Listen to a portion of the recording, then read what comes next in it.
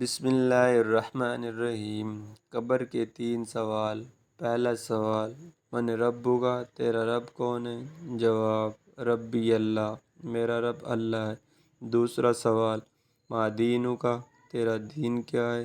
جواب، دینی الاسلام، میرا دین اسلام ہے۔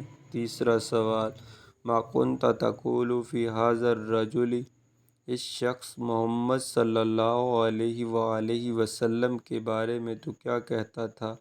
جواب، هو الرسول اللہ صلی اللہ علیہ وآلہ وسلم، وہ اللہ کے رسول ہیں۔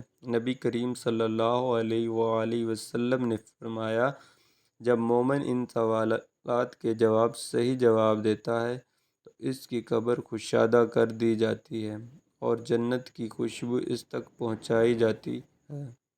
صحیح بخاری حدیث 1338، صحیح مسلم حدیث 2870۔